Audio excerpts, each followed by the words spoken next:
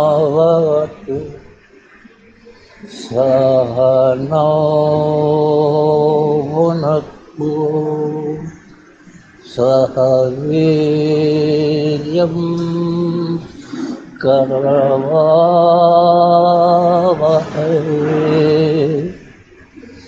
तेजस्वी नावधीतमस्तु मा विद्विषावहै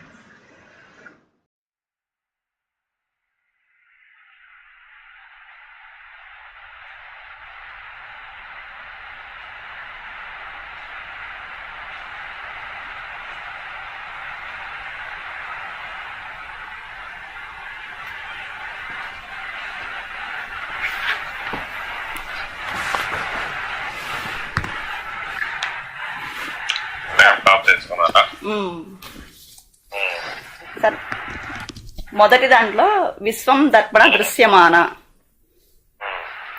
అద్దంలో ఉన్న ప్రతిబింబం ఎలా కనపడుతూనే అవాస్తవంగా ఎలా ఉందో అలాగే విశ్వం కూడా ప్రతిబింబ సమానము. మరి కనబడుతున్న విశ్వము లేదని అంటున్నాము. అసలు నిజం ఎలా ఉంది? ప్రతిబింబానికి బింబం ఉండాలి కదా. నిజాంతర్గతం, ఈ విశ్వం లోపల నిజంగా ఏమి ఉంది? పశ్యన్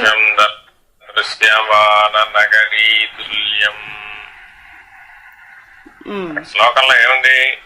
విశ్వం దర్పణ దృశ్యమాన నగరీ తుల్యం నిజాంతర్గతం పశ్యన్నాత్మని మాయయా బహిర్భూతం యథా నిద్రయా.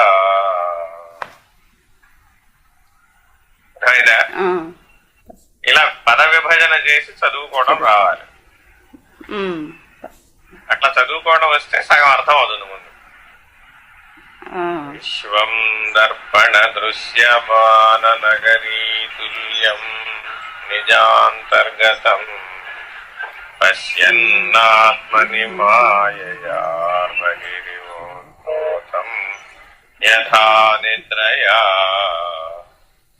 యస్సాక్షాత్ కురుతే ప్రబోధ సమయే స్వాత్మానమేవాద్వయం తస్మై శ్రీ గురుమూర్తయే నమ ఇదం శ్రీ దక్షిణామూర్తయే.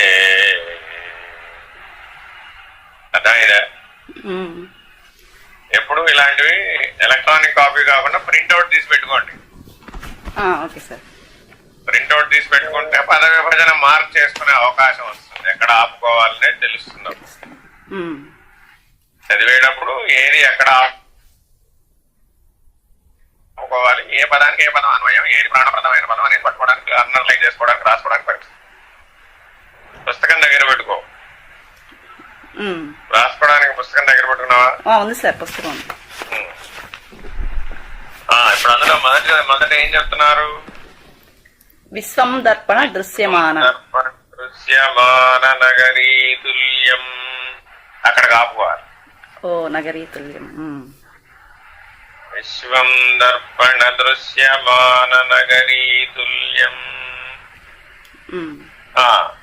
అందులో ప్రాణప్రదమైనటువంటి శబ్దం ఏమిటంటే దర్పణం. మనందరికీ అందులో తెలిసిన పదాలు కొన్ని ఉన్నాయి. విశ్వం అంతేనా? విశ్వం అంటే ఏమిటి? మనకు కనిపించే జగత్తు, అంతరిక్షం అంతా కలిపి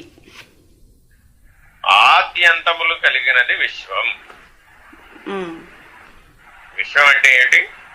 ఆద్యంతములు కలిగినది. ఆద్యంతములు కలిగినది విశ్వం అంటే ఒక కాలంలో పుడుతోంది, ఒక కాలంలో పోతుంది. అర్థమైందా? ఒక కాలంలో పుడుతోంది, ఒక కాలంలో పోతుంది. ఇలా రెండు లక్షణాలు ఆద్యంతములు కలిగినది ఏదైతే ఉందో అది విశ్వం. అర్థమైందా? వేదాంత చర్చలో ఎప్పుడూ కూడా ఈ బోధలో 4 స్థాయి భేదాలు ఉంటాయి. ఒకటి జీవ పద్ధతిగా చెప్పే పద్ధతి, అంటే జీవుడికి అన్వయం చేసి చెప్తారనమాట. నేను జీవుడు అనే ధోరణిలో బోధ చెప్తారు. రెండో స్థాయిలో నేను ఆత్మ అనేటటువంటి పద్ధతిలో అన్వయం చేసి చెప్తారు. మూడో స్థాయిలో నేను బ్రహ్మము అనే స్థాయిలో అన్వయం చేసి చెప్తారు. నాలుగో స్థాయిలో నేను పరబ్రహ్మము అనే స్థాయిలో అన్వయం చేసి చెప్తాను. ఆయన నేనెవరు అన్న ప్రశ్న ఒకటే, కానీ ఆ సమాధానాలు ఎన్ని ఉన్నాయి? నేను జీవుడు, నేను ఆత్మ, నేను బ్రహ్మము, నేను పరబ్రహ్మ అనేటటువంటి 4 సమాధానాలు వస్తాయి అన్నమాట. కాబట్టి తత్వ విచారణకు సంబంధించినటువంటి ఏ అంశాన్ని స్పృశించినా కూడా ఈ 4 స్థాయిలలో నీకు ఆ బోధ స్ఫురించాలి. అప్పుడు నీకు తత్వజ్ఞానం కరతలామలకమైనట్టు లెక్క. నువ్వు ఎటువంటి గురువుని ఆశ్రయించాలయ్యా అంటే, ఎవరైతే ఈ 4 స్థాయిలలో కూడా నీకు బోధ, స్ఫురణ, స్ఫూర్తిని అందించగలుగుతాడో అటువంటి సద్గురుమూర్తిని ఆశ్రయించాలి. అయితే ఈ 4 స్థాయి భేదాలని నీకు అందించేటప్పుడు నువ్వు ఏ స్థాయిలో ఉన్నావనేది ముఖ్యంగా స్వీకరిస్తావు. ఎందుకని అంటే నువ్వు జీవభ్రాంతితో ఉన్నటువంటి స్థాయిలో జీవుడుగా, జగత్తుగా, ప్రపంచంగా, ఈశ్వరుడుగా నువ్వు చూస్తూ ఉన్నావు అనుకో, నీకు సరాసరి పరబ్రహ్మ నిర్ణయాన్ని చెప్పాలనుకో, వీలవుతుందా? కాదండి. ఒకవేళ ఆయన చెప్పగలిగిన సమర్థుడే అయినప్పటికీ అలానే కేవలం కిందకి దిక్కుండా పైనే పరబ్రహ్మ నిర్ణయం వరకే చెప్పాడు అనుకో, నువ్వు అందుకోలేవుగా. అందుకని ఏం చేస్తారు? కొన్ని సూచన వాక్యాలు చెప్తారు. చెప్పే వాటిల్లో ఏముంటాయి? సూచన వాక్యాలు ఉంటాయి. ఈ సూచన వాక్యాలన్నీ కూడా పరబ్రహ్మమును బోధిస్తాయి. దాని తర్వాత నిర్ణయ వాక్యాలు చెప్తారు. సూచన వాక్యాల తర్వాత నిర్ణయ వాక్యాలు చెప్తారు. ఆ నిర్ణయ వాక్యాలన్నీ కూడాను బ్రహ్మమును సూచిస్తాయి, బ్రహ్మమును బోధిస్తాయి. దాని తర్వాత లక్షణ వాక్యాలు చెప్తారు. లక్షణ వాక్యాలు ఆత్మని అందిస్తాయి అన్నమాట, ఆత్మబోధన అందిస్తాయి. దాని తర్వాత సాధన వాక్యాలు చెప్తారు. వీడు జీవభావంలో ఉన్నవాడు ఆత్మభావాన్ని అందుకోవడానికి ఆ సాధన వాక్యాలు ఉపయోగపడతాయి. కాబట్టి ఏ గ్రంథం చదివినా కూడా, ఏ బోధ విన్నా కూడా వాటిని ఈ పద్ధతిగా విభజన చేసి చూసుకోగలిగేటటువంటి నేర్పు శిష్యుడికి రావాలి. అందులో సూచన వాక్యం ఏమిటి, నిర్ణయ వాక్యం ఏమిటి, లక్షణ వాక్యం ఏమిటి, సాధన వాక్యం ఏమిటి, ఈ 4 కూడా బోధించేటప్పుడు సద్గురుమూర్తి స్వానుభవ ప్రమాణంతో చెప్పేటటువంటి అనుభవ ప్రమాణ వాక్యం కూడా చెబుతాడు. ఎందుకనిట?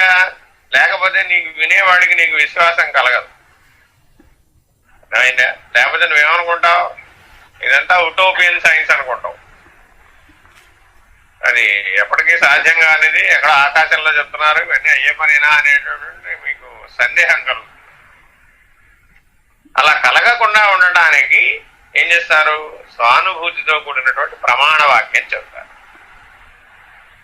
కాబట్టి నువ్వు ఏ బోధ విన్నా కూడా ఈ రకమైనటువంటి విభజనతో వాటిని అర్థం చేసుకునే ప్రయత్నం చేయాల్సిన అవసరం ఉంది. ఏ సిద్ధాంత గ్రంథం చదివినా, ఏ లక్షణ గ్రంథం చదివినా, ఏ ఉపనిషత్తు చదివినా, భగవద్గీత చదివినా, వివేక చూడామణి చదివినా, అష్టావకర గీత చదివినా, ఏ తత్వజ్ఞానానికి సంబంధించిన ఏ గ్రంథం చదివినా, ఏ బోధ విన్నా ఈ రకమైనటువంటి విభజనని నువ్వు అందులో గ్రహించగలిగేటటువంటి నేర్పుని సంపాదించాలి. ఇట్లా ఈ నేర్పును సంపాదించిన వాడు ఎవడైతే ఉన్నాడో వాడు సత్శిష్యుడయ్యే అధికారాన్ని సంపాదిస్తాడు.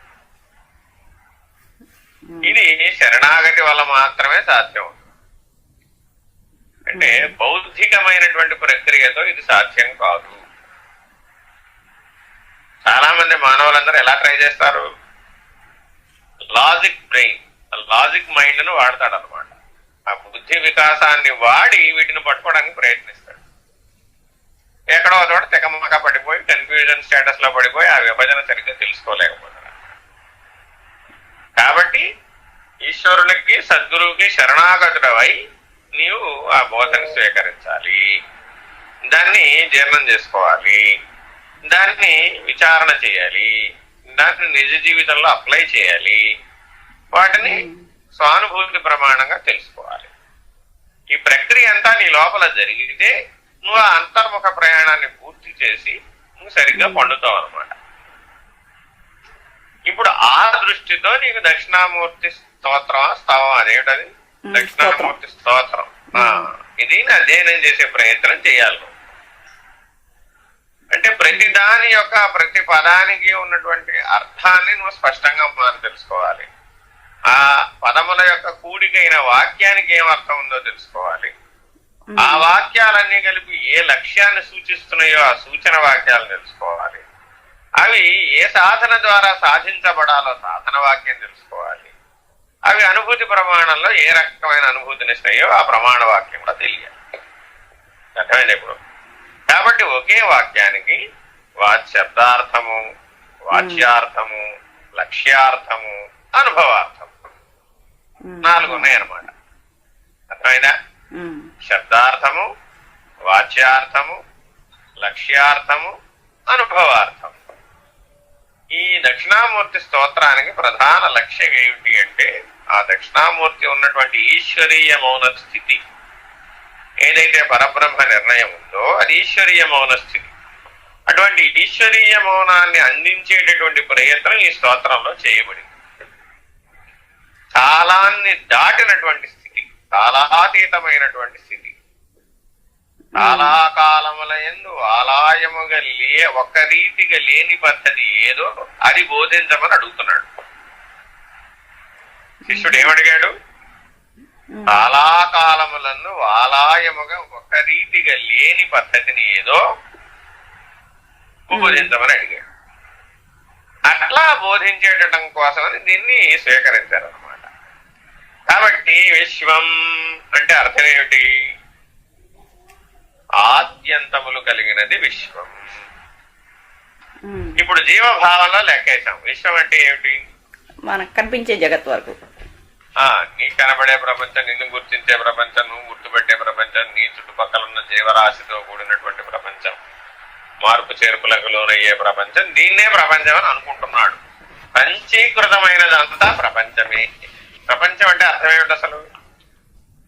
పంచీకృతమైనదంతా ప్రపంచమే. ఎన్ని పంచీకరణలు ఉన్నాయి అసలు? అండ పంచీకరణ, బ్రహ్మాండ పంచీకరణ, ఈశ్వర పంచ, ఈ 3 స్థాయిల్లో పంచీకరణలు ఉన్నాయి. కాబట్టి పిండాండ స్థాయిలో చెప్పినటువంటి పంచీకరణ జీవభావంతో చూస్తూ కనపడుతున్నటువంటి ప్రపంచం. బ్రహ్మాండ పంచీకరణలో చెప్పబడినటువంటిది పంచభూతాత్మకమైన పంచ తన్మాత్రలు, అధిష్టాన దేవతలతో కూడినటువంటి ప్రపంచం, ఇది సమిష్టి. ఈశ్వర స్థాయిలో చెప్పినటువంటిది విశ్వం. కాబట్టి ఇప్పుడు విశ్వం అంటే నీ కనబడే ఇల్లు, నీ కనబడే పిల్లలు, నీ కనబడేటటువంటి ఉద్యోగాలు, నీ కనబడే ధనము, నీ కనబడేటటువంటి సుఖ దుఃఖాలు, వీటిని ప్రపంచం అని అందామా? ఇంకా ఉంది హోల్ యూనివర్స్, అనంత విశ్వం. విశ్వం ఏదైతే ఉందో అది ఎలా ఉంది? యూనివర్స్ కదా. నువ్వు లెక్క పెట్టడానికి, కొలవడానికి వీలు లేనంతగా వ్యాపించిపోయినటువంటిది ఏదైతే ఉన్నదని విశ్వం అని అంటున్నావో అది ఆద్యంతములతో కూడుకున్నటువంటిది. దానికే ఆద్యంతములు ఉన్నాయంటే నీకుంటాయో ఉండవా? కాబట్టి మానవుడు ఎప్పుడూ కూడా ఆద్యంతములతో కూడుకుని ఉన్నాడు. జీవభావంలో ఉన్నప్పుడు ఆది అంతములతో కూడుకుని ఉన్నాడు. కాబట్టి ఇదేమిటనా? విశ్వం దర్పణ దృశ్యం. తర్వాత ఏం చేయాలి? దర్పణ దృశ్యం. దర్పణ దృశ్యం అంటే ఏమిటి? దర్పణ దృశ్యం ప్రతిబింబం అని చెప్పేసి మనం అద్దంలో అంటున్నాం. దాని వాచ్యార్థంగా చూస్తే ప్రతిబింబం, అద్దంలో కనపడిన ప్రతిబింబం. ఈ విశ్వం మొత్తాన్ని ఏ అద్దంలో చూస్తా? చూడలేము. సాధ్యమయ్యే పనేనా? కాదు. అంటే మౌలికంగా అట్లా అర్థం తీసుకోకూడదని అర్థం. వాచ్యార్థంగా చూస్తే అద్దంలో ప్రతిబింబం. నువ్వు ఉన్నావమ్మా, నీ ఎదురుకుండా అద్దం పెట్టావు, నీ ప్రతిబింబం కనపడింది. నువ్వు సత్యమా? అద్దంలో కనపడుతున్న ప్రతిబింబం సత్యమా? నేనే సత్యం. నేను సత్యం కాబట్టి నేను బింబం, ప్రతిబింబం అసత్యం. అంతే కదా. నీ చుట్టుపక్కల ఉన్న ప్రపంచాన్ని ఒక పెద్ద కొండకి చూసావు. చిన్నగా ఉందా పెద్దగా ఉందా? చిన్న చిన్నగా ఉంటాయి. సత్యమా అసత్యమా? ఇప్పుడు సత్యమే, కానీ మనకి బాగా కనిపించడం లేదు. అంటే సాపేక్ష నిరపేక్ష దృష్టిలను రెండు ఉన్నాయి. అంటే దగ్గరగా నీ ఎదురుకుండా కనబడుతోంది, నువ్వు ప్రపంచంలో కలిసి ఉన్నావు. అప్పుడు ఎలా చూసావు? ప్రపంచంతో పోల్చుకుంటూ చూసావు. అది సాపేక్ష దృష్టి. దాన్ని అధిగమించి అతీతమైన దృష్టిలో సాక్షిగా ఉండి చూసావు. అది నిరపేక్ష దృష్టి. సాక్షికి అతీతమైనటువంటి దృష్టి దర్పణ దృష్టి. సాక్షికి అతీతమైన దృష్టి దర్పణ దృష్టి. అర్థమైందండి? అంటే అర్థం ఏమిట? కొండ అద్దం ముందు కొంచెమై కనపడదా అన్నాడు వేమన. ఎంత కొండ ఉందండి, ఒక అద్దంలో ఆ కొండను చూసావు. అంత పెద్ద అద్దం, అంత పెద్ద కొండ అద్దంలో ఏమైపోయింది? చిన్నగా కనిపిస్తుంది, చిన్నగా కనపడింది. చిన్నగా ప్రతిబింబం చిన్నగా ఉందని బింబం కూడా చిన్నగా ఉందని చెప్తామా? ఎప్పుడు తెలుస్తుంది? దగ్గరికి వెళ్తే తెలుస్తుంది బింబం ఎంత పెద్దది. యథార్థ దర్శనం, ప్రత్యక్ష దర్శనం, సాక్షాత్కార దర్శనం కలిగినప్పుడు దాని యొక్క విస్తృతి తెలుస్తుంది. అలాగే ఎంతో వ్యాపకంగా ఉన్నటువంటి ఈ ప్రపంచం అంతా ఒక అద్దంలో చూసినప్పుడు ఎలా అయితే ప్రతిబింబ సమానం అయిందో, నీకు ఆత్మ సాక్షాత్కార జ్ఞానం కలిగినట్లయితే ఈ ప్రపంచం అంతా నీకు అప్పుడు అద్దంలో ఉన్న ప్రతిబింబం వల్లే కనబడుతుంది. ఏ జ్ఞానం కలగాలో కూడా తెలియాలి నీకు. ఆత్మ సాక్షాత్కార జ్ఞానంతో ప్రపంచాన్ని కనుక నువ్వు చూసినట్లయితే ఈ ప్రపంచం అంతా ఎలా కనబడుతుంది? అప్పుడు అద్దంలో ఉన్నటువంటి ప్రతిబింబం వల్లే కనబడింది. ఇంకొక సాక్షాత్కార జ్ఞానం ఉంది, బ్రహ్మ సాక్షాత్కార జ్ఞానం. ఎవరైతే ఆత్మనిష్ఠుడై ఉన్నాడో వాడికి బ్రహ్మ సాక్షాత్కార జ్ఞానం కలిగింది బ్రహ్మానుసంధానం చేత. ఆ బ్రహ్మ సాక్షాత్కార జ్ఞానం చేత ఒక సోలార్ నెట్వర్క్, ఒక సోలార్ నెట్వర్క్ ఉందా లేదా? ఉందండి. అదంతా ఒక బ్రహ్మాండం. ఆ సోలార్ నెట్వర్క్ అంతా కూడా అద్దంలో ప్రతిబింబం లాగా కనబడింది. అర్థమైందే? ఇప్పుడు మూడవ సాక్షాత్కార జ్ఞానం చెప్తున్నారు. ఏమిటంటే అది బయలుని దర్శించాడు. ఆ బయలుని ఎప్పుడైతే దర్శించాడో అనంతంగా వ్యాపించి ఉన్నటువంటి విశ్వమంతా కొంచెమైపోయి దర్పణ దృశ్యంగా కనబడింది. అంటే విశ్వమే ఏర్పడక ముందున్నటువంటి స్థితిని దర్శించగలిగాడు. విశ్వమే లేనటువంటి స్థితిని దర్శించగలిగాడు. ఎవరైతే ఇట్లా విశ్వం ఏర్పడక ముందున్నటువంటి స్థితిని, విశ్వం లేకుండా ఉన్నటువంటి స్థితిని దర్శన రూపంలో పొందారు, వాళ్ళు దేశికులు. అర్థమైందమ్మా? కాబట్టి ఈ దేశికులకు కలిగినటువంటి దృష్టి దర్పణ దృష్టి. దర్పణ విద్యా విధానము అని ఒక ప్రత్యేకమైనటువంటి విద్యా విధానం ఉంది. దృగ్దీక్షా సాంప్రదాయం అని అంటారు. ఈ దృగ్దీక్షా సాంప్రదాయం ద్వారా ఒక అద్దాన్ని ఆధారంగా చేసుకుని, అద్దంలో కన్నుని ఆధారంగా చేసుకుని, కంటిని ఉద్దేశించి పంచీకరణల ద్వారా ఒక కంట్లోనే మొత్తం అన్ని చెప్తారు. అంటే అర్థం కాలేదు. మంత్రపుష్పంలో నీవారశు కవర్తన్వి పీతాభా సత్యనూపమా తస్యాత్ శిఖాయా మధ్యే పరమాత్మా వ్యవస్థితః స బ్రహ్మ స శివ స హరిసేంద్ర సోక్షర పరమస్వరాట్ అని మంత్రపుష్పంలో చదివి వినిపిస్తారు. నీకు ఏ గుడికి వెళ్ళినా ఈ మంత్రపుష్పం చదువుతారు. అక్కడ మనం ఏమైనా ఈ విషయంలో దీనిలో ఉన్న విశేషాన్ని గుర్తించామా? తెలియదు సార్. ఎందుకని ఆయన ఏదో చదివేస్తాడు, మీరు పూలు చేతిలో పట్టుకుంటారు, ఆ టైంకి పూలు వేయమంటాడు, వేస్తాం. అంతేగాని ఆయన చదివే మంత్రపుష్పం యొక్క అర్థాన్ని గ్రహించే ప్రయత్నం చేయలే. తెలుసుకోవాలా వద్దా? తెలుసుకోవాలి.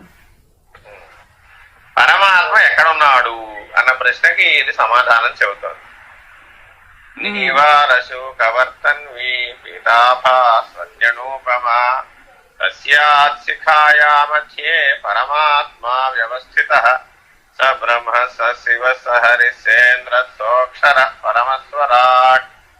వరిముల్లు అంటే స్థానం ఒకటి. నీవార శోకం అంటే వరిముల్లు. అటువంటి సూక్ష్మమైనటువంటి రంధ్రంలో ఎక్కడ ఉన్నదట ఆ రంధ్రం? కంటికి మధ్యలో ఉంది, కన్ను మధ్యలో ఉంది. పీతాభా స్వత్యనూపమా బంగారపు వన్నెలో ఉంది. మెరపు వలె ఉంది, అణుస్వరూపంగా ఉంది, ప్రకాశిస్తోంది. మెరపు వంటి ప్రకాశం కలిగి ఉంది, బంగారపు వన్నె కలిగి ఉంది, అణుస్వరూపంగా ఉంది. కాబట్టి నీవారశు కవర్తన్వి పీతాభా స్వచ్ఛనూపమా తస్యాత్ శిఖాయా మధ్యే పరమాత్మా వ్యవస్థితః. అది చిదగ్ని స్వరూపం. ఇప్పుడు చెప్పిన స్థానం ఏమిటి? చిదగ్ని యొక్క స్థానం. ఈ చిదగ్నికి ఒక శిఖ ఉందట. తస్యాత్ శిఖాయా మధ్యే. చిదగ్నన్నా దహరాగ్నన్నా రెండు ఒకటే. ఈ దహరాగ్నికి మధ్యస్థానం అందు ఆకాశం ఉంది. మళ్ళా దహరాకాశం అంటారు దాన్ని. ఈ దహరాకాశ మధ్యస్థానంలో పరమాత్ముడు ఉన్నాడు. శిఖలో మళ్ళా ఆకాశం అండి. తస్యాత్ శిఖాయాత్ పరమాత్మా వ్యవస్థితః. ఆయన ఎటువంటి వాడట? స బ్రహ్మ స శివ స హరి స ఇంద్ర. ఎన్ని దేవతాగణాలైతే చెప్తున్నావో ఈ దేవతాగణములన్నీ ఆ పరమాత్మ యొక్క అంశీభూతములే. ఇటువంటి వాడు అక్షరుడు. సోక్షర పరమస్వరాట్. స్వరాట్కు పరమైన వాడు. మరి వీళ్ళందరూ ఎవరు? విశ్వడు, తైజసుడు, ప్రాంగ్యుడు, ఆ. ప్రత్యేగాత్మ. ప్రత్యేక. విశ్వడు, తైజసుడు, ప్రాంగ్యుడు, ప్రత్యేగాత్మ. ఈ 4 జీవ శరీరాలకు సాక్షి. ఈ 4 జీవ శరీరాలకు సాక్షి. ఇంకేమున్నాయి మరి? ఈశ్వర తనువులు 4 ఉన్నాయి. జీవ తనువులు 4, ఈశ్వర తనువులు 4. ఈశ్వర తనువులు ఏమిటి మరి? విరాట్, హిరణ్యగర్భ, అవ్యాకృత పరమాత్మలు. విరాట్, హిరణ్యగర్భ, అవ్యాకృత పరమాత్మలే ఈశ్వర తను చతుష్టయం. జీవతను చతుష్టయము, ఈశ్వర తను చతుష్టయము. ఆ తనువులకు అధిష్టానములు ఆ 4 అన్నమాట. జీవుని యొక్క స్థూల శరీరము, స్థూల ప్రపంచము, స్థూల వ్యవహారానికి అధిష్టానం ఎవరు ఇప్పుడు? విశ్వడు. విశ్వడు. ఇప్పుడు ఇందాక ఏమన్నాడు అక్కడ? సూక్ష్మాత్ విశ్వం విశ్వం దర్పణ దృశ్యమాన నగరీ అన్నాడా లేదా? కాబట్టి ఎవరిని దర్పణ దృశ్యంగా చూశాడంటే ఎవరు? ఆ పైన ఉన్నటువంటి వాడు విరాట్. విరాట్ స్థితి నుంచి చూసినప్పుడు ఈ విశ్వడు అన్న స్థితి ఎలా కనపడింది? దర్పణ దృశ్యంగా కనపడింది. బింబం ఎవరు ఇప్పుడు? విరాట్. ప్రతిబింబం ఎవరు? విశ్వడు. విశ్వడు. అర్థమైందా? ఇంకోటి ఎదిగావు. సూక్ష్మ శరీరం, సూక్ష్మ ప్రపంచం, సూక్ష్మ వ్యవహారం, దానికి సాక్షి ఆయన ఎవరు? తైజసుడు. బింబం ఎవరు? హిరణ్య గర్భుడు. హిరణ్య గర్భుడు బింబం, తైజసుడు ప్రతిబింబం. మళ్ళా ఎదిగావు. కారణ శరీరం, కారణ ప్రపంచం, కారణ వ్యవహారం, కారణ వ్యవహారానికి సాక్షి ప్రజ్ఞ. ప్రాంగ్యుడు, ప్రజ్ఞాస్వరుడు. ఇతను ప్రతిబింబం. బింబం ఎవరు? అవ్యాకృతుడు. అవ్యాకృతుడు. అర్థమైందా? కాబట్టి అవ్యాకృతుడు బింబము, ప్రాంగ్యుడు ప్రతిబింబం. ఇంకా ఎదిగావు. మహాకారణ శరీరం, మహాకారణ ప్రపంచం, మహాకారణ వ్యవహారం, మహాకారణ సాక్షి. అతనెవరు? ప్రత్యేగాత్మ. అర్థమైందా? ఈ ప్రత్యేగాత్మ ఎవరికి ప్రతిబింబం? ఈశ్వరుడికి. పరమాత్మ యొక్క ప్రతిబింబం. కాబట్టి బింబం ఎవరు? పరమాత్మ. ప్రతిబింబం ప్రత్యేగాత్మ. అందువల్ల ఏమన్నాడు ఆయన? భగవంతుడు ఏం చెప్పాడు భగవద్గీతలో? అదే గుణాలకి నేనన్నింటికీ అతీతంగా ఉన్నాను, కానీ అందరి హృదయాలలో ఉన్నాను నడా లేదు? నడా అన్నాడు. ఆ అందరి హృదయాలలో పరమాత్మ ఉన్నాడనేవాడు ఇప్పుడు ఎవడు వాడు? ప్రత్యేగాత్మ. అందరి హృదయాలలో ఉన్నవాడెవడు? ప్రత్యేగాత్మ. ప్రత్యేగాత్మ. ఎవరైతే ఈ జీవతను చతుష్టయాన్ని, ఈశ్వర తను చతుష్టయాన్ని తెలుసుకుని జీవతను చతుష్టయాన్ని ప్రతిబింబ సమానంగా చూసి ఈశ్వర తను చతుష్టయాన్ని బింబంగా తెలుసుకున్నవాడు ఎవడైతే ఉన్నాడో, ఎవడైతే ఈ పద్ధతిగా పరమాత్మ నిర్ణయాన్ని తెలుసుకోగలిగాడో వాడికి ఏమైనా ఇప్పుడు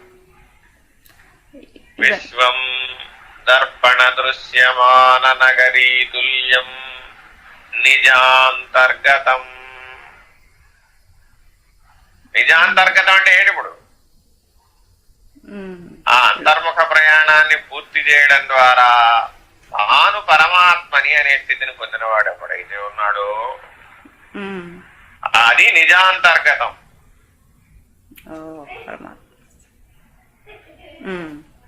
నిజాంతర్గతమైనటువంటి ఆ పరమాత్మ స్థితిని, పరబ్రహ్మ నిర్ణయాన్ని అందుకున్న వాడికి ఏమైందట?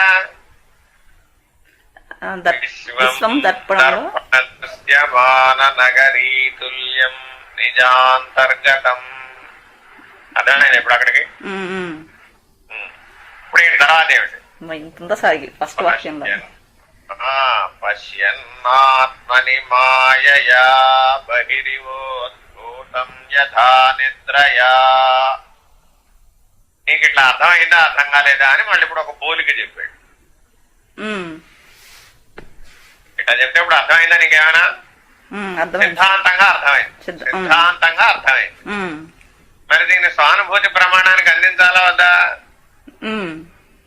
అందించాలంటే ఏం చెప్పాడు? పశ్యన్నాత్మని మాయయా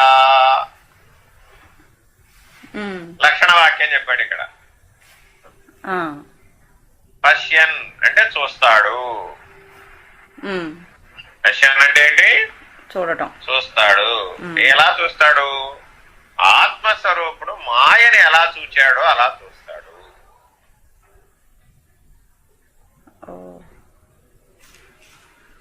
ఎవరైతే ఆత్మనిష్ఠుడై ఉన్నాడో ఆ ఆత్మనిష్ఠుడికి ఈ ప్రపంచం అంతా ఎలా ఉందట? మాయగా ఉంది.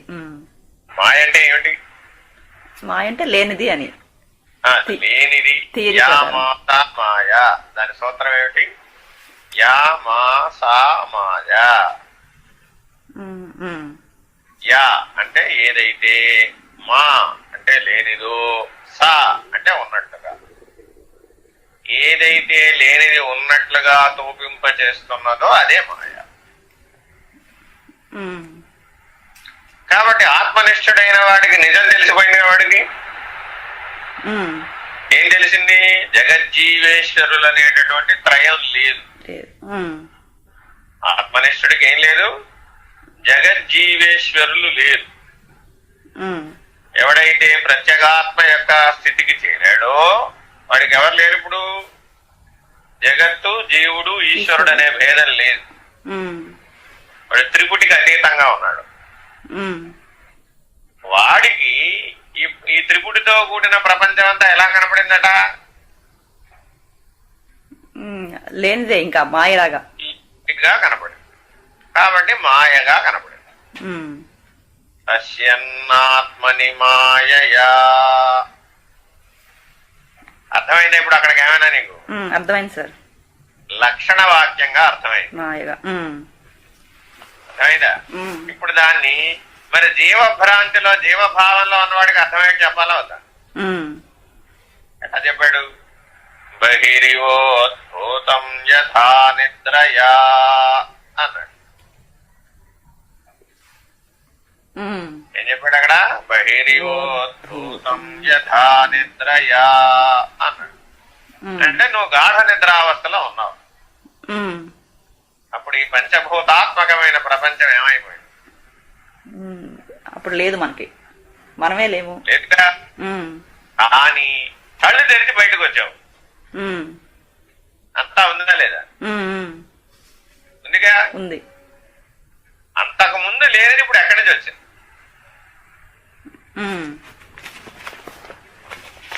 బహిరివోద్భూతం యథా నిద్రయా అన్నాడు. అందుకని బయటకు వచ్చిందయ్యా ఈ ప్రపంచం అంతా. నువ్వు లేచేటప్పటికి బయటకు వచ్చింది. ఎక్కడి నుంచి బయటకు వచ్చింది మరి? మెలకువలో ఉన్నాం కాబట్టి వచ్చింది. కాదు, నిద్రలో నీ లోపలే లయం అయిపోయింది. ఓహో. నిద్రలో ఏమైపోయింది? ఈ పంచభూతాత్మకమైన ప్రపంచం అంతా నీ లోపలికి లయం అయిపోయింది. ఓహో. ఆ లయమైపోయిన ప్రపంచం నువ్వు సంకల్పాన్ని చేసి మేలుకోగానే మరలా వ్యక్తమై. ఓహో. నీ లోపలికి లయం అయిపోతుంది, మరలా నీ నుంచే వ్యక్తం అవుతుంది. కాబట్టి ఏమన్నాడు? బహిరివోద్భూతం యథా నిద్రయా. మెలకువలో ఉన్నప్పుడు ప్రపంచం అంతా ఉన్నట్టు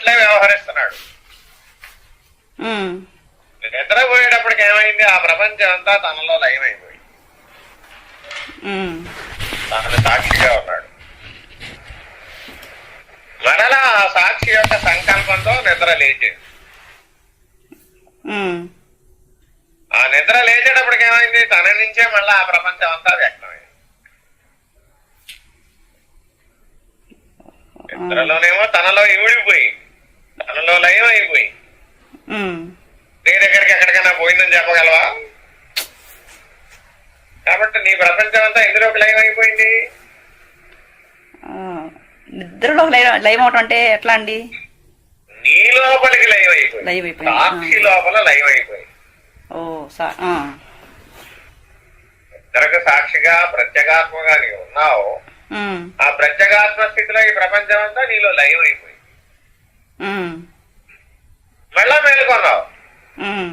మేలుకోగానే ఏమైంది? మళ్ళా ఇది ప్రత్యేక సంకల్పం వల్ల నీ ప్రపంచం అంతా నీలో నుంచి వ్యక్తం అయిపోయింది.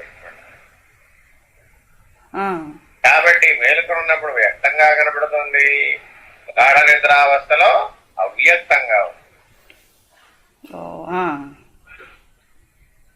మధ్యలో కలలోనేమో వ్యవహరించి వ్యవహరించినట్లుగా ఉంది.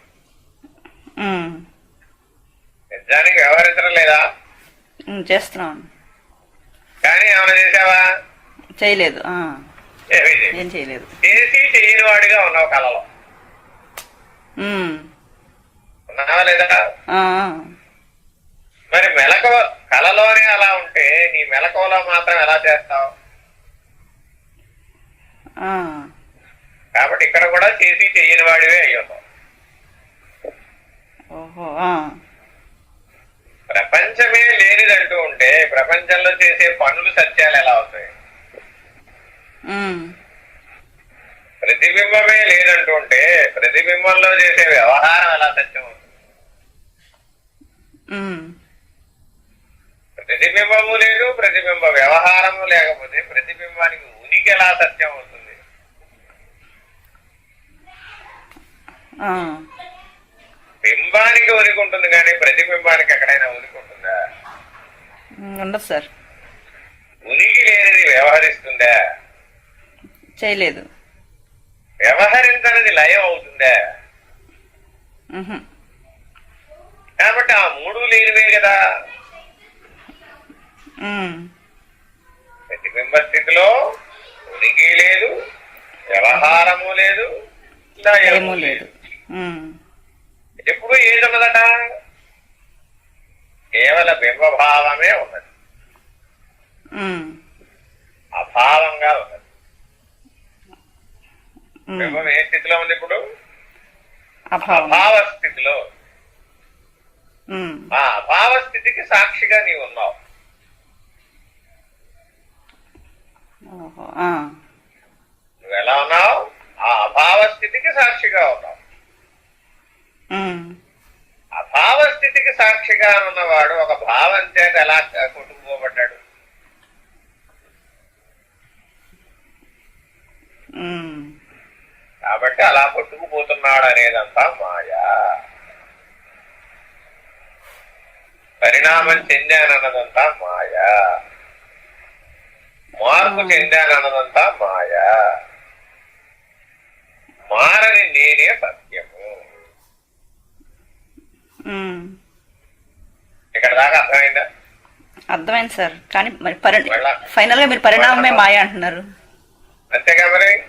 ఉమ్, ఎప్పుడు మాయా? నువ్వు మార్పు చెందని స్థితిలో ఉన్నప్పుడు.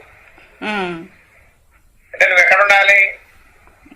ఎప్పుడు ప్రత్యేగాత్మ విశ్వ తైజస అభావంగా. ప్రాంగ్య ప్రత్యేగాత్మలను ప్రతిబింబాలుగా చూసేటటువంటి ఉమ్, విరాట్ హిరణ్య గర్భ వ్యాకృత పరమాత్మలనే స్థితులలో నువ్వు ఉండాలి.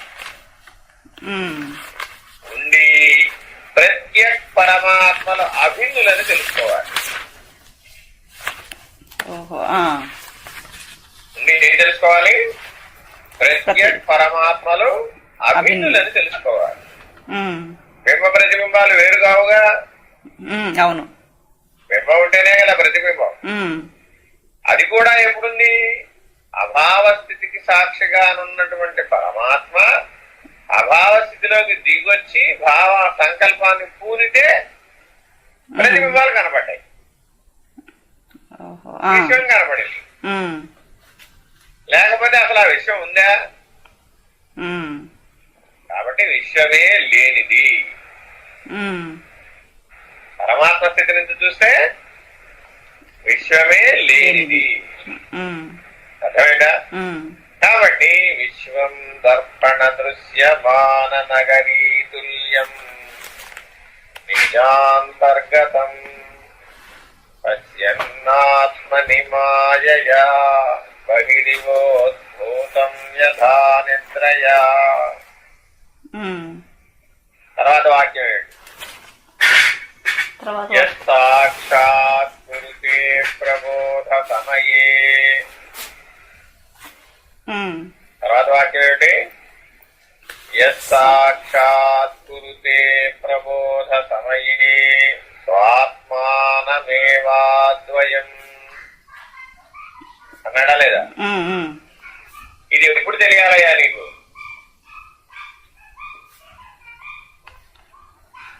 యత్సాక్షాత్ కురుతే ఉమ్, ప్రబోధ సమయే.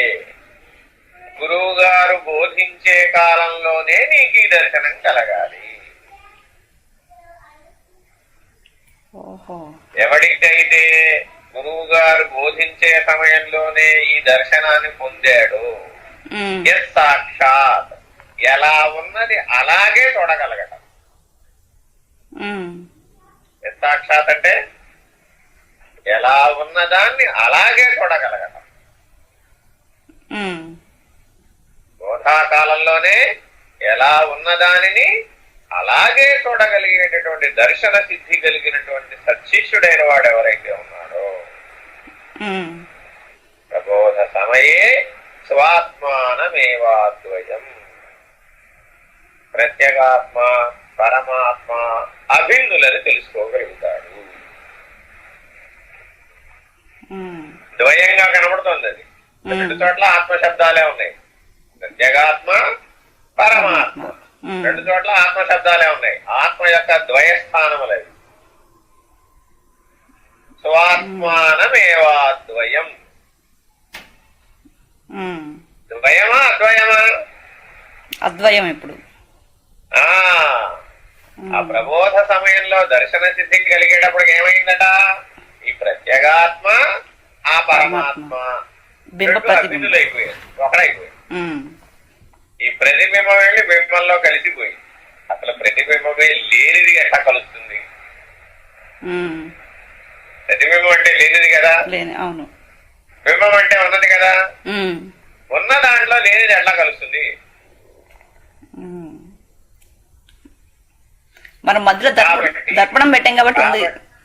కాబట్టి జీవేశ్వర ఐక్యం అనేది గాని జీవ బ్రహ్మ ఐక్యం అనేది గాని లేనిది. అవును.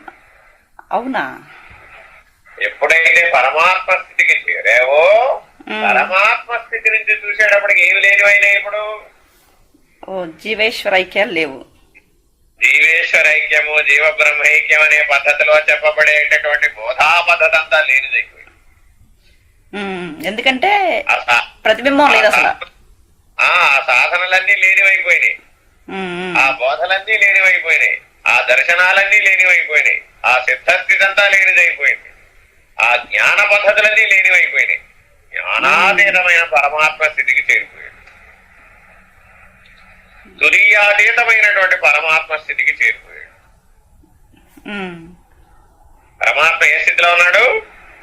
తురీయాతీతంగా ఉన్నాడు. కాబట్టి ఆ తురీయాతీతమనే స్థితిలోకి చేరిపోయేటప్పటికి ఏమయ్యాడు? సాక్షాత్ కురుతే ప్రబోధ సమయే స్వాత్మానమేవాద్వయం. ఎప్పుడో తెలియటం కాదయ్యా, ఆ సద్గురుమూర్తి బోధించే కాలంలోనే ఆ దర్శన సిద్ధిని పొందాడు. తద్వారా ప్రత్యేక పరమాత్మలు అభిన్నులని తెలిసి నేను పరమాత్మననే నిర్ణయంలో స్థిరంగా ఉండిపోయాడు. ఈ విషయమంతా లేనిదే అని దర్శించాడు. అటువంటి తస్మై శ్రీ గురుమూర్తయే నమైదం శ్రీ దక్షిణామూర్తయే. అటువంటి గురువు గారు ఇప్పుడు ఎవరు? దక్షిణామూర్తి సహజ స్వరూపమైనటువంటి గురుమూర్తి ఆయన. మూర్తి. ఈ ప్రబోధించిన వాళ్ళు. ఆయన ఎవరు? ఈశ్వరో గురురాత్మేతి మూర్తి భేద విభాగిని. ఈశ్వరుడే అందరికీ గురువు. నామరూపాల భేదం లేదు గురువులో. అందువల్ల ఆ దక్షిణామూర్తే సద్గురుమూర్తిగా వచ్చాడు. తస్మై శ్రీ గురుమూర్తయే నమైనం శ్రీ దక్షిణామూర్తయే. అటువంటి దక్షిణామూర్తి అయినటువంటి సద్గురుమూర్తికి నమస్కారం. ఇప్పుడు మొదటి నుంచి మళ్ళా ఒకసారి చదువుకో వ్యాఖ్యానం.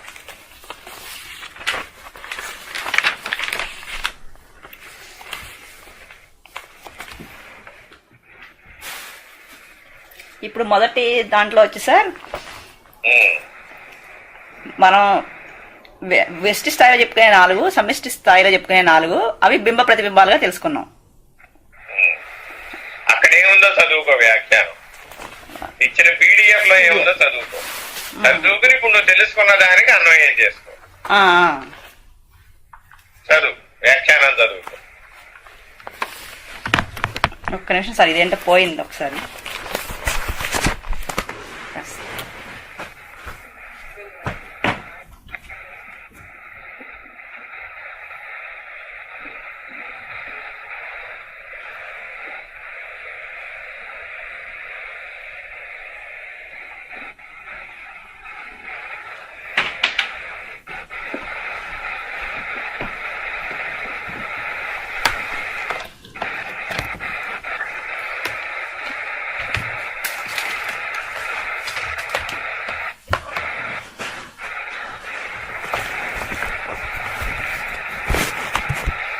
కానీ చివరికి అన్ని లేనివే అని చెప్తున్నారు కదా సార్. మరలా ఫైనల్ గా వచ్చేసరికి నువ్వే ఉన్నావు.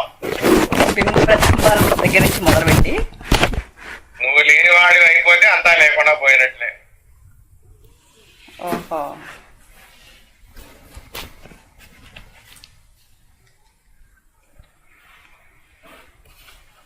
కానీ ఇది ఎలా సార్ అంటే భావం నుంచి అభావం అన్నాం అనుకోండి, అప్పుడు అంటే భావం అంటే మళ్ళీ మనసే కదా సార్. భావం మనసు ఉంటేనే కదా భావం ఉండేది. అంతేగా చెప్పేది. నువ్వు ఎప్పటికీ ఆత్మ సాక్షాత్కార జ్ఞానం పొందనిదే. మనోపరిధిలో నువ్వు ఆలోచించినంతసేపు ఎప్పటికీ పరిష్కారం రాదు. మనసు, బుద్ధి, చిత్తము, అహంకారం అనేటటువంటి అంతఃకరణ చతుష్టయ పరిధి లోపల నువ్వు విచారణ చేసినంతసేపు అది ఎప్పటికీ తెలుసుకోలేదు. దానిని దాటి దానికి సాక్షిమైన జ్ఞాతగాను నిలబడుంటేనే తెలుసుకోగలడు. లాజిక్ తో అయ్యే పని కాదు ఇది. అర్థమైందా? కాబట్టి సిద్ధాంత విచారణ చేసి నిర్ణయం చేసేద్దామంటే అయిపోతుందా? అవటంలా. కాబట్టి ఎప్పటికైనా నువ్వేమవ్వాలి? ముందు జ్ఞాతం అవ్వాలి. వ్యష్టి సాక్షి అయినటువంటి జ్ఞాతం అవ్వాలి. తర్వాత సమిష్టి సాక్షి అయినటువంటి కూటస్థుడు అవ్వాలి. తర్వాత ఈ జ్ఞాత కూటస్థుడు అభిన్నులని తెలియాలి. ఇదంతా సానుభూతి ప్రమాణంలో తెలియాలా వద్దా? తెలియాలి సార్. అవును. అప్పుడే ఈ నిర్ణయాన్ని పొందగలుగుతాం. కూటస్థ స్థితికి చేరితే తప్ప అభావ నిర్ణయం తెలియదు. ఇప్పుడు అక్కడ ఉన్న వ్యాఖ్యానం ఇది ఇంకా రాలేదు సార్. మీతో మాట్లాడాలంటే ఇంత టెక్నాలజీ రెడీ చేసుకోవాలని కూడా తెలుస్తుంది.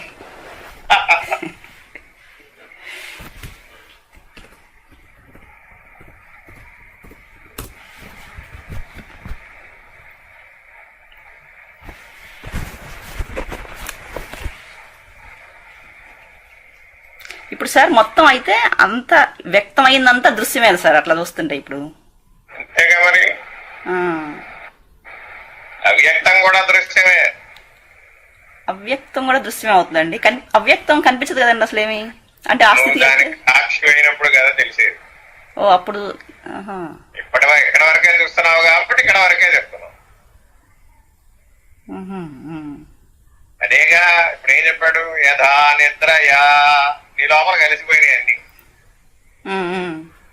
మరి కలిసిపోయినప్పుడు అవ్యక్తమేగా, అప్పుడు సాక్షిగానే ఉన్నావుగా నీ నిద్రలో. అవును. అప్పుడు అవ్యక్తం కూడా లేనిదేగా.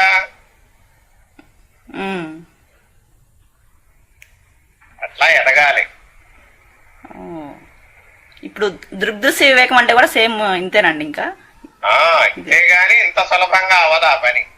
ముందు ఆ నిత్యానిత్య వస్తు వివేకం, తర్వాత ఆత్మానాత్మ వివేకం, తర్వాత కార్యకారణ వివేకం, ఆ తర్వాత సదసద్ వివేకం, ఆ తర్వాత దృగ్దృశ్య వివేకం. ఇట్లా ఒక్కొక్క వివేకం ద్వారా పరిణామం చెందాలి.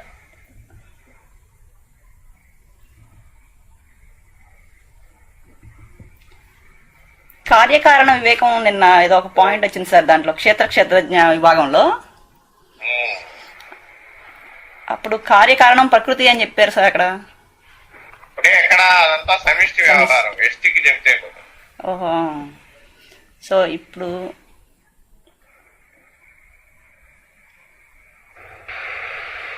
చెప్పండి అమ్మా సార్, ఇప్పుడు ఇట్లా చూస్తే కాలం కూడా లేనిదే అవుతుందండి. దాటితే కాలాతీతమైన స్థితిలో చూస్తే అప్పుడు అతుకు రావాలి కదా. దేశికులైన వాళ్ళకి లేదు. దేశికులకా?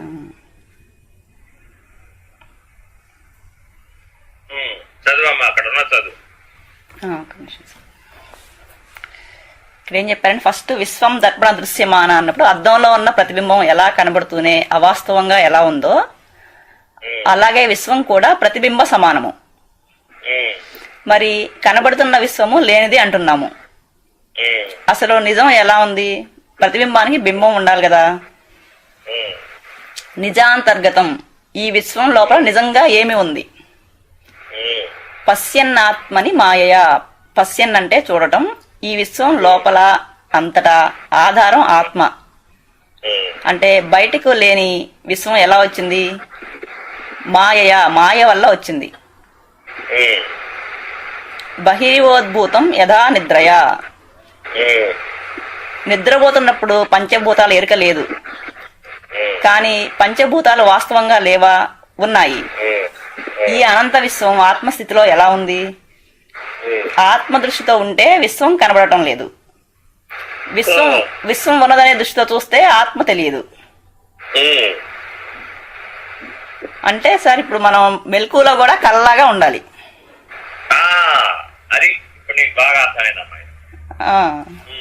నిద్రపోతున్న వాడికి మెలకువలో ఉన్నవాడికి భేదం ఏమిటి? ఆ నిద్ర నుంచే మేలుకున్నావు, కానీ మెలకువలో నిద్ర గురించి తెలియదు, నిద్రలో మెలకువ గురించి తెలియదు. నిత్య జీవితంలో ఇది ఎంత సత్యమో అలాగే ఈ విశ్వం అంతా ఉంది అని భోగ్య వస్తువుగా చూసినప్పుడు ఆత్మ తెలియదు అనే విషయం కూడా అంతే సత్యం. ఇలా తెలుసుకో. అంటే ఏ సమయంలో ఏదైనా ఒక్కటే ఉంటుంది. అంటే రెండు ఒక చోటే ఉన్నాయి. ఒకటి కనబడుతుంది, ఒకటి కనిపించట్లా. ఆత్మ ప్రపంచం రెండు ఒక చోటే ఉన్నాయి. కానీ మనకేం కనబడుతుంది? ఇప్పుడు ప్రస్తుతం ప్రపంచం కనిపిస్తోంది. ప్రపంచం కనబడుతుంది. ప్రపంచం కనబడ్డంతసేపు ఆత్మ కనబడదు. ఎవరికైతే ఆత్మ సాక్షాత్కార జ్ఞానం కలిగి ఆత్మ దృష్టితో చూడడం వచ్చేసింది, వాడేమయ్యాడు? వాడికి ప్రపంచం కనపడట్లా, వాడికి ఆత్మే కనబడుతుంది. ఎవరికైతే పరమాత్మ స్థితి కలిగిందో వాడికి ఏమైంది? అనంత విషయం లేనిదైపోయింది.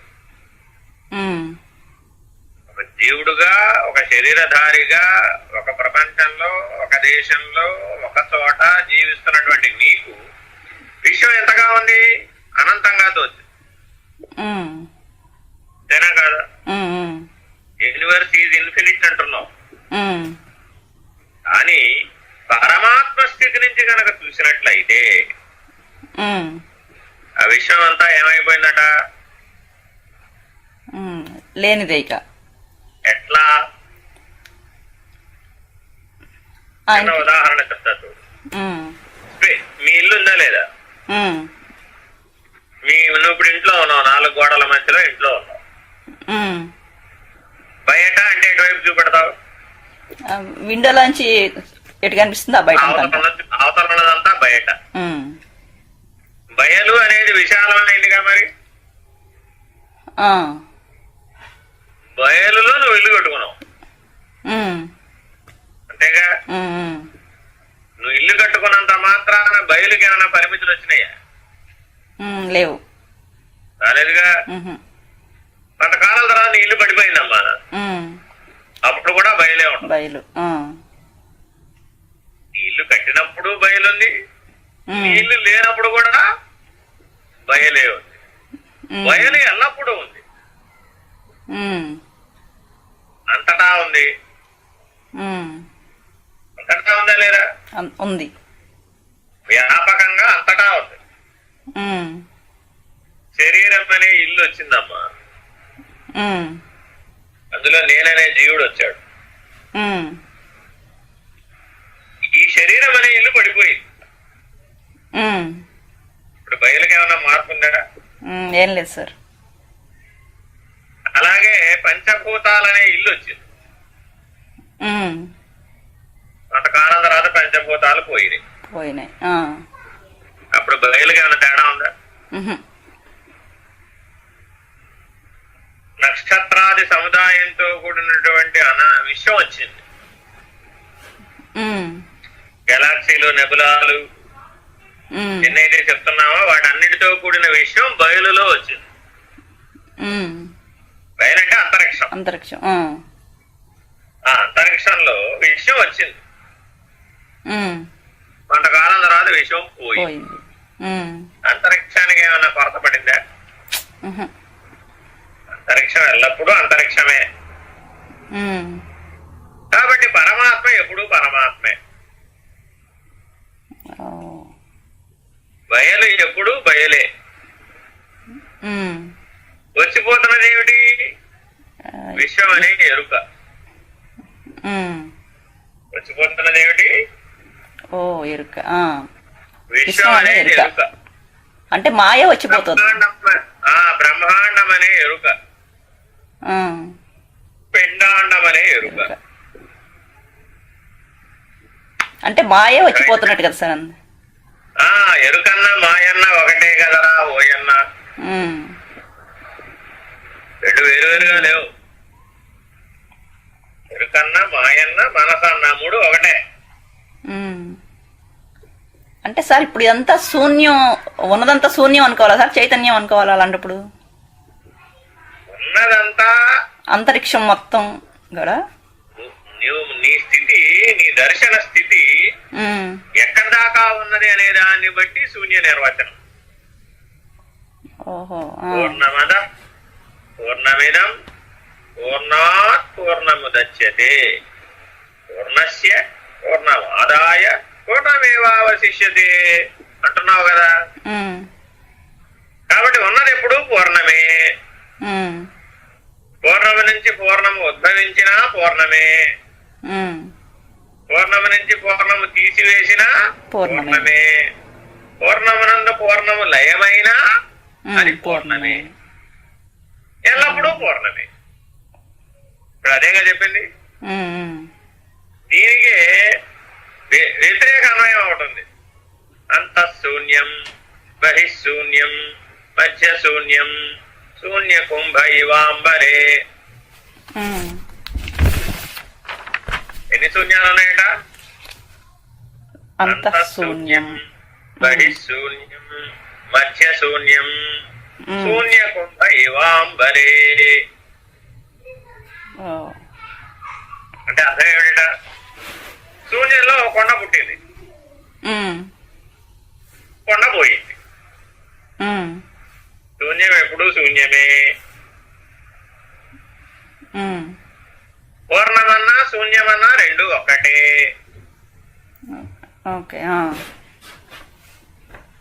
అర్థమైందా?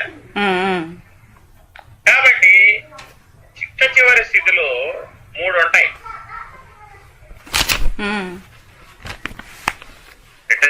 స్థితిలో 3 ఉంటాయి. అంటే బ్రహ్మనిష్ట కలిగినటువంటి వాడు పరబ్రహ్మ నిర్ణయాన్ని పొందేటప్పుడు 3 ఉంటాయి మధ్యలో అడ్డం.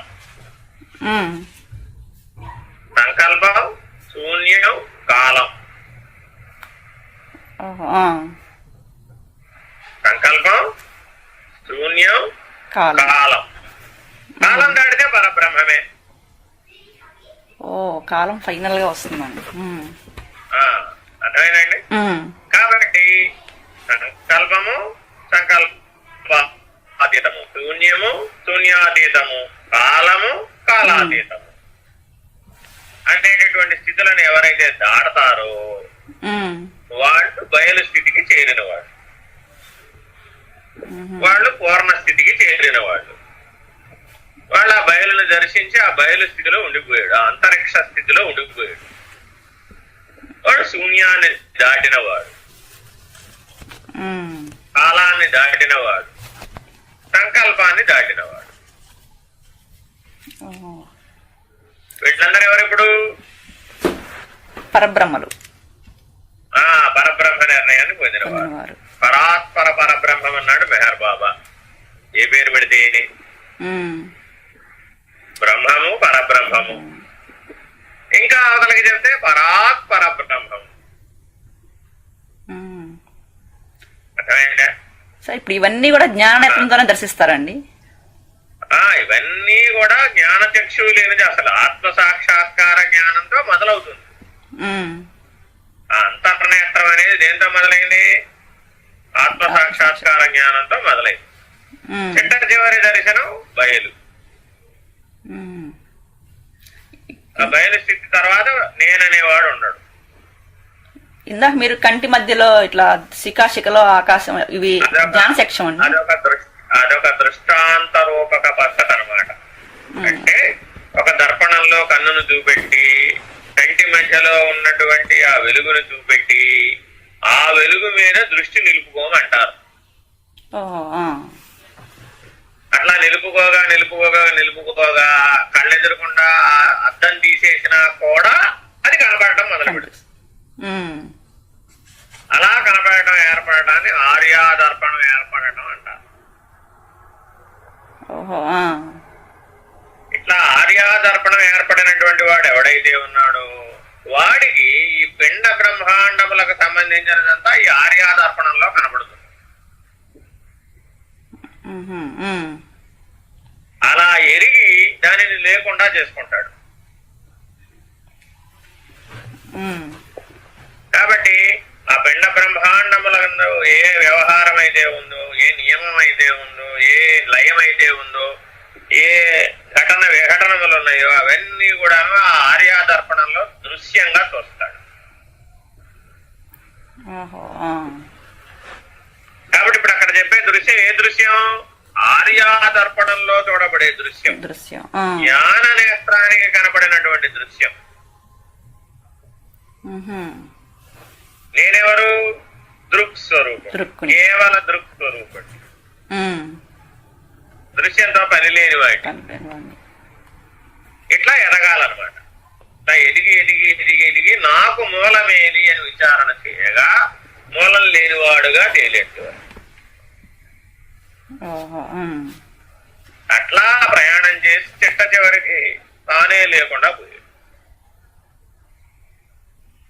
ఈ రకమైనటువంటి నడకని నేర్పేటటువంటిది ఏదైతే ఉందో దాని పేరు మౌన వ్యాఖ్య.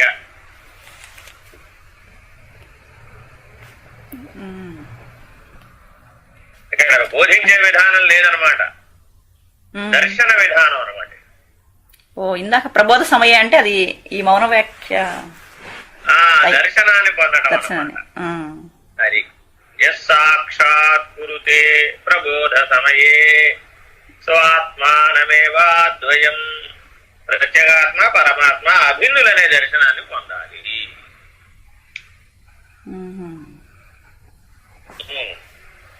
చదువుకో, ఇప్పుడు అక్కడ ఉన్న చదువుకో. ఇంకా బహిరివోద్భూతం యదా నిద్రయా. నిద్రపోతున్నప్పుడు పంచభూతాలు ఎరకలేదు, కానీ పంచభూతాలు వాస్తవంగా లేవా, ఉన్నాయి. ఈ అనంత విశ్వం ఆత్మస్థితిలో ఎలా ఉంది? ఆత్మ దృష్టితో ఉంటే విశ్వం కనబడటం లేదు, విశ్వం ఉన్నదనే దృష్టితో చూస్తే ఆత్మ తెలియదు. నిద్రపోతున్న వాడికి మెలకువలో ఉన్నవాడికి భేదం ఏమిటి? ఆ నిద్ర నుంచే మేల్కొన్నావు, కానీ మెలకువలో నిద్ర గురించి తెలియదు, నిద్రలో మెలకువ గురించి తెలియదు. నిత్య జీవితంలో ఇది ఎంత సత్యమో అలాగే ఈ విశ్వం అంతా ఉంది అని భోగే వస్తువుగా చూసినప్పుడు ఆత్మ తెలీదు అనే విషయం కూడా అంతే సత్యం. ఇలా తెలుసుకో.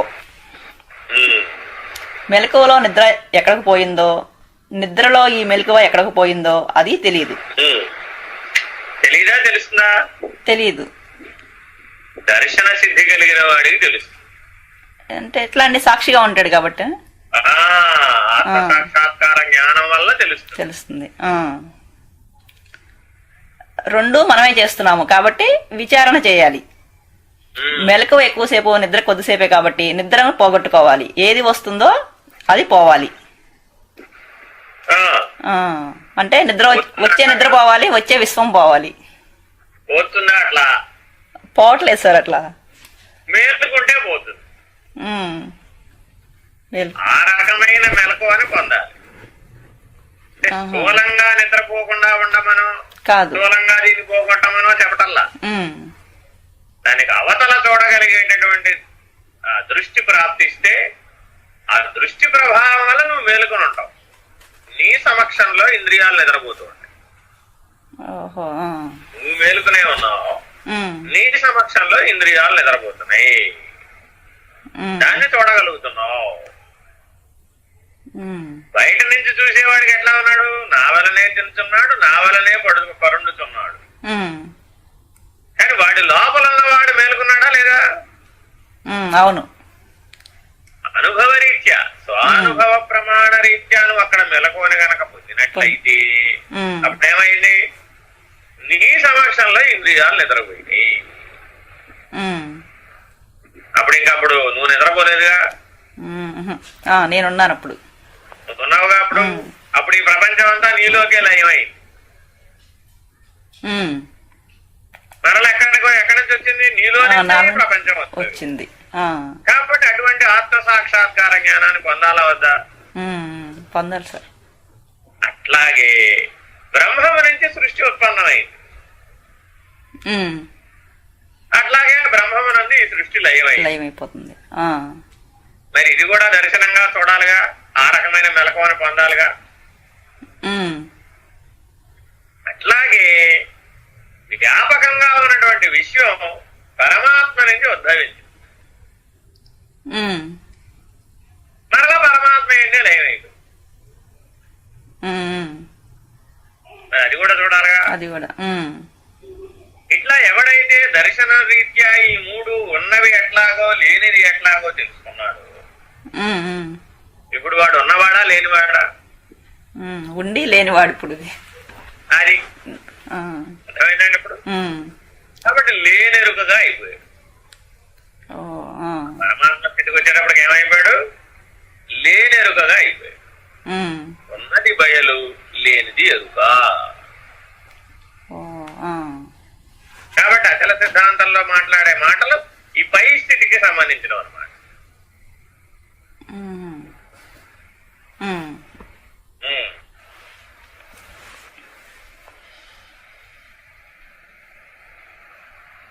ఈ అనంత విశ్వం పుట్టక ముందు నుండి ఆత్మ ఉంది. విశ్వం వస్తోంది కాబట్టి విశ్వమే పోతుంది. అలా మెలకువకు రాకడా పోకడా లేదు, అదే ఎప్పుడు ఉంటుంది. అలాగే ఆత్మ ఎప్పుడు ఉంటుంది. నిద్ర అంటే అజ్ఞానం, కాసేపు ఉంటుంది పోతుంది. నిద్రలో నీదైన తెలివిని, నీదైన స్థితిని కోల్పోతున్నావు కదా. మెలకువలో ఉన్నంతసేపు నీవు ఏదైతే అయి ఉన్నావో ఆ తెలివి నీకుంది. రాను ఎటులో పోను ఎటులో, అయినదెట్టులో కానిదెట్టులో ఎరుక ఉంది, అది పోదు. కాబట్టి ఎరుకకి రెండు లక్షణాలు ఉన్నాయి. ఏమిటది? రాకడా రాకడా, అవుట కాకపోవుట, ఇలాంటి లక్షణాలు ఉన్నాయి దాన్ని. అది పిండాండ పద్ధతిగా గాని బ్రహ్మాండ పద్ధతిగా గాని, సృష్టిగా గాని సమిష్టిగా గాని విశ్వంగా గాని ఏ తీరుగా అయినా సరే దానికి రాకడా పోకడా ఉంది. దానితో సమానంగా నువ్వు కూడా పెట్టుకున్నావు అనుకో, ఏమయ్యావు? దాంతో నేను పాటే వస్తున్నావు, పోతున్నాను. దాంతో పాటే పోతున్నావు. ఉమ్. కానీ నువ్వెవరివి? నేను వీటికి అతీతంగా ఉండేదాన్ని. ఎరుకకు మీరిన వాడివి. ఉమ్. కాబట్టి నేను పరబ్రహ్మను, నేను పరమాత్మను. ఉమ్. ఆ ఎరుక యొక్క స్థితిగతులు నాకు లేవు. ఓ. ఉమ్. నేను లేనివాడను. ఉమ్. అర్థమైందా? అర్థమైందండి. ఉమ్. లేని పద్ధతిగా ఎల్లప్పుడూ ఉన్నా. ఉమ్. అంతరిక్షం ఏమో కనబడలేదు కదా ఎవరికి. ఉమ్. ఉమ్. ఏం కనబడుతున్నాయి? వచ్చిపోయేవి కనబడుతున్నాయి. ఉమ్. కానీ ఎల్లప్పుడూ ఉన్నది ఏమిటి? లేనిదే ఎల్లప్పుడూ ఉంది. అంతరిక్షమే ఎప్పుడూ ఉంది, ఉమ్. వచ్చిపోయేవి లేకుండా పోతుంది. లేకుండా పోతున్నాయి. ఉమ్. కాబట్టి నేను అంతరిక్షాన్నే గాని నేను ఈ వచ్చిపోయే వాటిని కాదు. ఉమ్. నేను బయలు. బయలు. ఉమ్.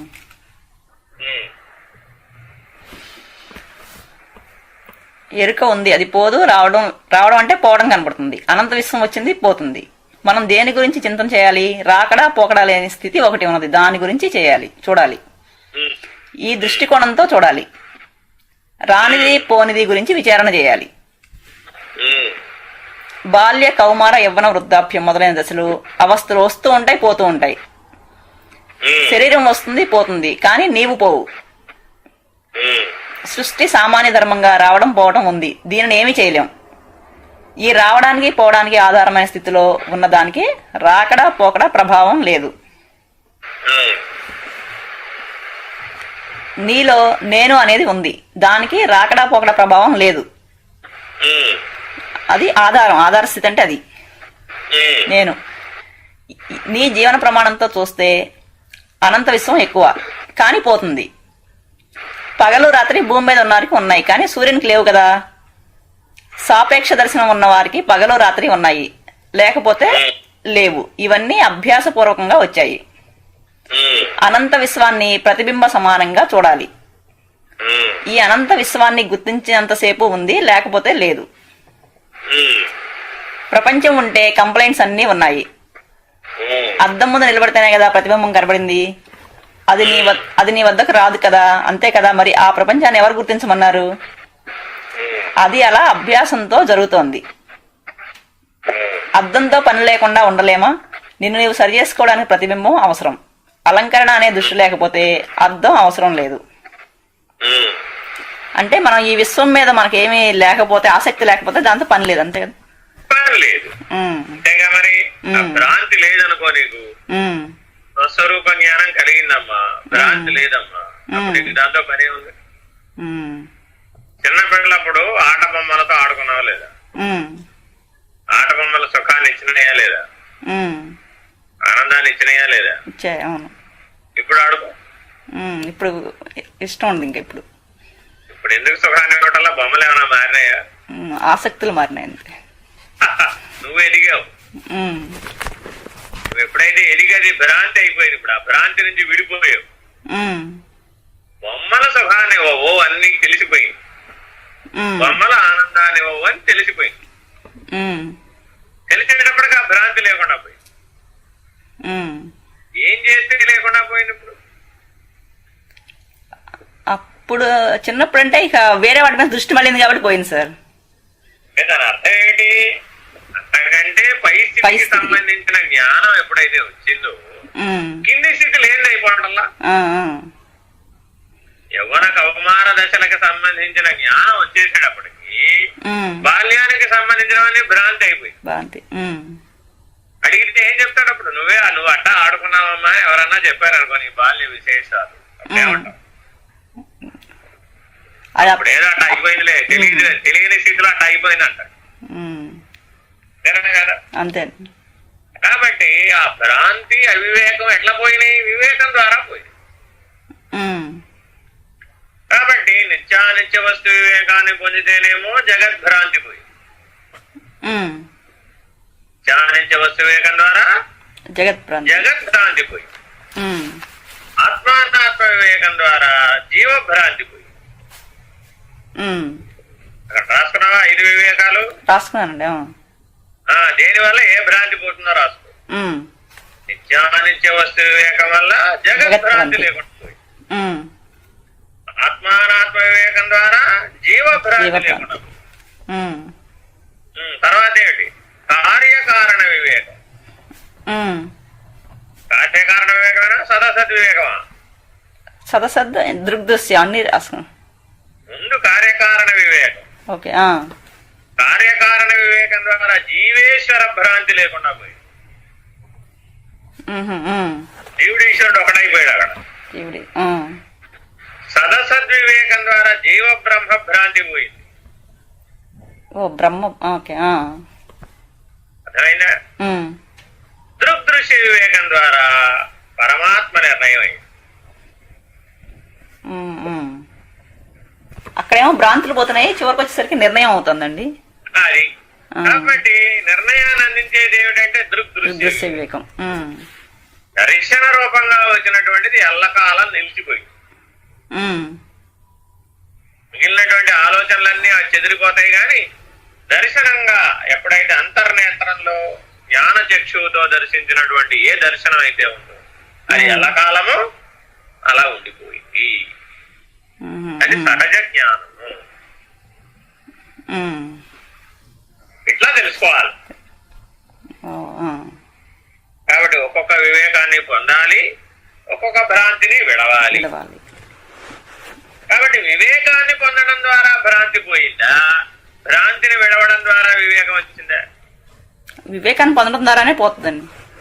అతి ముఖ్యమైన విషయం ఇదే. మానవుడు ఈ వేదాంత విచారణ తత్వజ్ఞానంలో నిన్ను విడిస్తే గాని దాన్ని పొందలేనా అనుకుంటూ ఉంటాడు. చీకటి పోయిన తర్వాత వెలుగు వచ్చిందా, వెలుగు వస్తే చీకటి పోయిందా? వెలుగు వస్తేనే చీకటి పోతుంది. అది కాబట్టి నిరంతరాయంగా నువ్వు దేనికోసం ప్రయత్నించాలి? ఆత్మ సాక్షాత్కార జ్ఞానం కోసం, బ్రహ్మ సాక్షాత్కార జ్ఞానం కోసం, పరమాత్మ స్థితి కోసం నువ్వు ప్రయత్నించాలి. అంతేగాని నాకు జగద్భ్రాంతి పోవాలి, జీవభ్రాంతి పోవాలి, అట్లా పోవాలి ఇట్లా పోవాలి అంటే పోతుందే? పోదు. కావాల్సింది ఉంటే పోతుంది. బాల్యం పోవాలి, బాల్యం పోవాలి, బాల్యం పోవాలంటే బాల్యం పోయిందే. వివేకం వస్తే పోయింది. వివేకం వచ్చినప్పుడు పోతుంది. కౌమార యవనాలు వస్తే బాల్యం, వృద్ధాప్యం వస్తే యవన కౌమారాలు పోయి సహజంగా పరిణామం చేసేవుగా. అలాగే జ్ఞానంలో కూడా అంతర్ముఖ ప్రయాణంలో సాధనతో సహజ జ్ఞానాన్ని పొందాలి.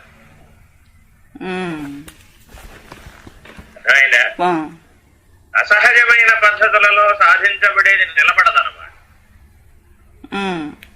ఎందుకు విచారణ మార్గాన్ని ఆశ్రయించాలి? ఎందుకంటే ఈ పోగొట్టుకోవడం అని కూర్చుంటే పోదు. విచారించడానికి వస్తువు కాదు కదా. కాబట్టి నీకు దానికి సంబంధించినటువంటి పూర్ణమైన పరిజ్ఞానం వచ్చి వివేకంలో మేల్కొంటే అది లేనిదై. కాబట్టి నిన్ను వివేకంతో మేల్కొనేటట్లు చేయడమే గురుబోధ సాంప్రదాయం. ఏ వివేకానికి ఆ వివేకం నీకు అర్థమయ్యేటట్లు చెప్పి ఆ రకమైన పద్ధతిగా నిన్ను జీవింపజేసి ఆ రకమైన భ్రాంతులు నీవే దూరం అయిపోయినాయనే నిర్ణయంతో మేల్కొని చెప్తే లేకుండా పోయినాయి. అంతేనా? త్వరలో నుంచి మేల్కొన్నావమ్మా, నిద్రపో నిద్రపో అన్నారు. మళ్ళా నేను ఇంకా చాలా పడుకుంది, అయిపోయింది అయిపోయింది ఇంకా కుదరదు, పడుకోవడం కుదరదు. ఇంతకుముందు ఇప్పటిదాకా పడుకున్నావుగా మళ్ళా పడుకో అన్నాడు. ఏమన్నా అప్పుడు ఇంక లేదు, అంతా మెలకువే. ఇంకా అది ఒకసారి వివేకం వస్తే అవివేకంతో వ్యవహరించే అవకాశం లేదు, అజ్ఞానంతో వ్యవహరించే అవకాశం లేదు. మనం పూర్వం అజ్ఞానంతో అవివేకంతో కొన్ని పనులు చేశామా చేయలేదు? ఇప్పుడు వివేకం వచ్చిందా రాలేదా? మరి వాటిలో మళ్ళీ అలా ప్రవర్తించు చూద్దాం. చెయ్యం మళ్ళా. ఎందుకని? ఇప్పుడు తెలిసింది కదా, తెలిసింది. కాబట్టి తెలియదనుంటే అజ్ఞానంబు, తెలియుటే జ్ఞానంబు, తెలిసేటి తెలివని వాయుటే బ్రహ్మ. సింపుల్ గా చెప్పమంటే తెలియదనుంటే అజ్ఞానం. జ్ఞానం. తెలియనంటే జ్ఞానం. జ్ఞానము. ఈ తెలియదనాలన్నా ఆ తెలుసు అన్నాలన్నా ఓ తెలివి ఉండాలా వద్దా? ఆ తెలిసేడు తెలివిని పాయడమే బ్రహ్మము. సులభంగా తెలుపరా? కాబట్టి ఇట్లా ఇట్లా నేర్చుకోవాలి జ్ఞానాన్ని. చిక్కుపడకుండా రావాలి బయటికి. శాస్త్ర పరిభాషలో చిక్కుపడకూడదు. చదివేటప్పుడు విడ తీసుకుంటూ రావాలన్నమాట. అయిపోయిందా మొదటి శ్లోకం? ఇంకా చివరి ఒక పార్ట్ ఒకటే ఉందండి. తుల్యం నిజాంతర్గతం బహిర్భూతం అది ఒకటి ఉంది. అవి అంటే జనరల్ గానే చెప్పారు మీరు, ప్రపంచంలో ఉండే కంప్లైంట్స్ గురించి వాటి గురించి. తర్వాత ఇంకో ఫైనల్ గా ఒకటే సార్, దేశ కాలాలకు అతీతంగా ఎలా ఉండాలి. అప్పుడేగా తెలుసుకోవడం మొదలు పెట్టావు. చివరి విషయం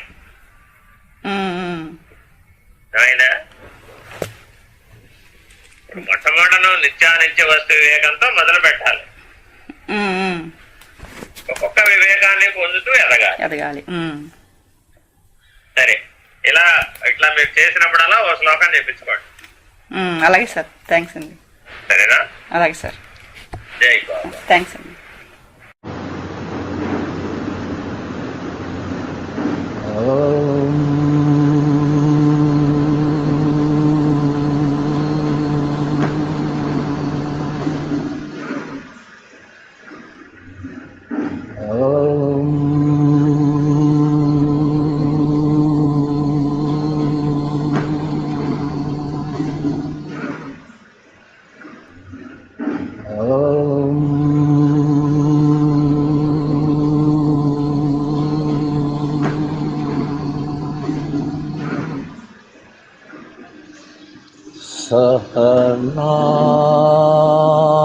सहनावतु सहनौ भुनक्तु सह वीर्यं करवावहै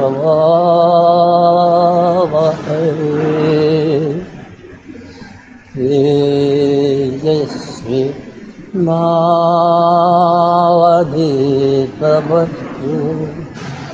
मा विद्विषावहै।